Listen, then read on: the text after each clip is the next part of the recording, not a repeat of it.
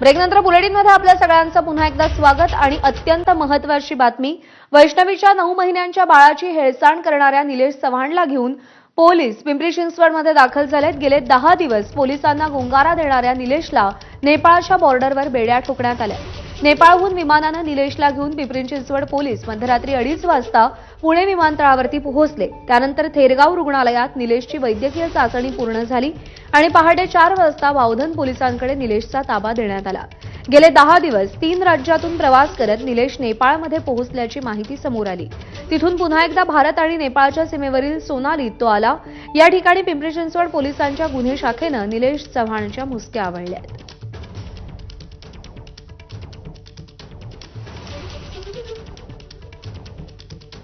आणि या सगळ्या संदर्भात मंदार गोंजारी आपल्याला अधिक अपडेट देतील। मंदार, कशा पद्धतीने निलेश गुंगारा देत होता, त्याला कशी अटक करण्यात आली आणि सगळ्यात महत्त्वाचं निलेश चव्हाणला अटक झाल्यामुळे आता कोणकोणत्या गोष्टींचा उलगडा होणार आहे?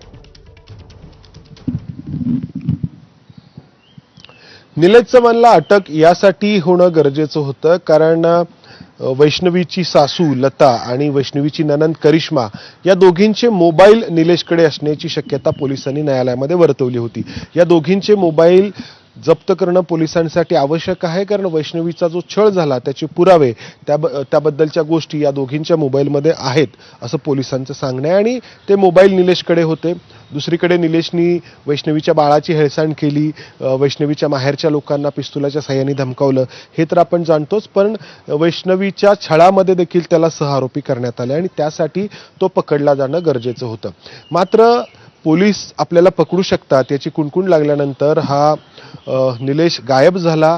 पुण्यातून आधी मुंबईला गेला, मुंबईतून रायगडला गेला आणि रायगडमधून त्यांनी एका खाजगी ट्रॅव्हल्सनी उत्तर प्रदेशमधलं गोरखपूर गाठलं आणि तिथून तो नेपाळमध्ये गेला।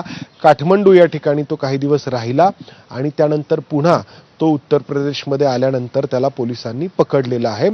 त्याला या माझ्या पाठीमागे जे बावधन पोलीस स्टेशन आहे तिथे तो आत्ता आहे। थोड्या वेळामध्ये त्याला पुणे जिल्हा न्यायालयामध्ये हजर केलं जाईल आणि त्याच्या पोलीस कोठडीची मागणी पोलीस करतील आणि त्याच्याकडून मी जसं म्हटलं जे मोबाईल फोन आहेत ते जप्त करणं पोलिसांचं पहिलं काम असेल।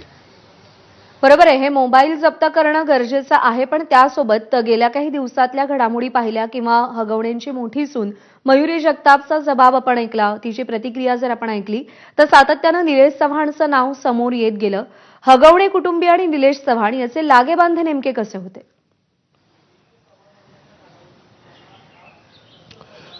निलेश चव्हाण हा करिश्मा हगवणेचा मित्र आहे। सुशील हगवणे, शशांक हगवणे या दोघांचा देखील तो मित्र आहे आणि त्यामुळं हगवणे कुटुंबातील जे काही निर्णय घेतले जायचे त्याच्यामध्ये याचा इन्फ्लुएन्स असायचा, याचा प्रभाव असायचा। अनेकदा हगवणे आणि कसपटे यांच्यामध्ये समिटासाठी बैठका व्हायच्या, या वैष्णवीचा त्रास तिला दिला जायचा त्यासाठी त्या देखील या निलेशच्याच कार्यालयामध्ये वारजे भागामधल्या व्हायच्या आणि त्यामुळं हा निर्णय प्रक्रियेमध्ये देखील हगवणे कुटुंबाच्या असायचा। त्याच्यामुळेच त्याला सहआरोपी करण्याचा निर्णय पुन्हा पोलिसांनी घेतला आणि त्यामुळं त्याला पकडलं जाणं आवश्यक होतं। दुसरी महत्त्वाची गोष्ट म्हणजे या निलेश चव्हाणवरती 2022ला त्याच्या पत्नीने गुन्हा दाखल केलेला आहे। या पत्नीचेच त्यांनी स्पाय कॅमेऱ्याच्या साह्याने व्हिडिओ शूट केलेले होते आणि त्याच वेळी त्याच्या लॅपटॉपमध्ये त्याच्या पत्नीच्या व्हिडिओबरोबरच आणखी काही महिलांचे व्हिडिओ सापडले होते असं पत्नीचा आरोप होता आणि पोलिसांनी पडताळणीमध्ये हे मान्यही केलं होतं आणि ती केस देखील अंडर ट्रायल आहे। त्यामुळं आणखी कुणाचं अशा प्रकारे त्यांनी शोषण केलंय का हा देखील पोलिसांच्या तपासाचा विषय असणार आहे। प्रज्ञा, मंदार, आपण पाहिलं की हगवणे कुटुंबियांचे राजकीय लागेबांधे, त्यांच्या डोक्यावर असलेला राजकीय वरदहस्त आणि त्याचा त्यांनी घेतलेला गैरफायदा, निलेश चव्हाणचे सुद्धा काही राजकीय लागेबांधे समोर आलेत का?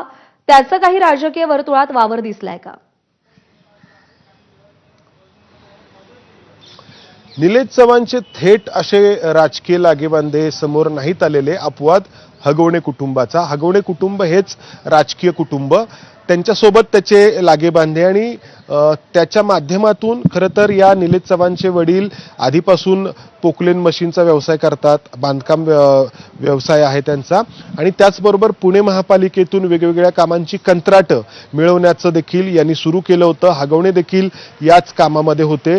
पोकलेन मशीनचा त्यांचा व्यवसाय आणि त्याचबरोबर महापालिकेची वेगवेगळी कंत्राटं मिळवणं अशा स्वरूपाचं त्याचं काम होतं आणि त्यातून हा हगवणे कुटुंबासोबत जोडला गेला होता आणि कुटुंबातील एक सदस्य असल्याप्रमाणेच तो त्यांच्या घरामधल्या निर्णयांमध्ये सहभागी असायचा आणि म्हणूनच वैष्णवीचं बाळ हगवणेंना जेव्हा अटक झाली आणि दोघं जेव्हा फरार झाले, राजेंद्र आणि सुशील, तेव्हा या निलेशकडे ठेवण्यात आलं होतं आणि त्यांनी कसपटे कुटुंबाला पिस्तुलाच्या साहाय्याने धमकावलं होतं आणि तेव्हापासून म्हणजे 21 मे पासून तो पोलिसांना गुंगारा देण्यासाठी फरार झाला होता. अखेर त्याला पकडण्यामध्ये यश आलेलं आहे. त्याच्या चौकशीची पोलीस आता चौकशीसाठी पोलीस कोठडीची मागणी करणार आहेत आणि त्यातून आणखी काही खुलासे होण्याची शक्यता आहे. प्रज्ञा. निश्चित. आणि याच सगळ्या संदर्भातले अपडेट मंदार तुमच्याकडून घेत राहू. तुर्तास धन्यवाद दिलेल्या माहितीसाठी.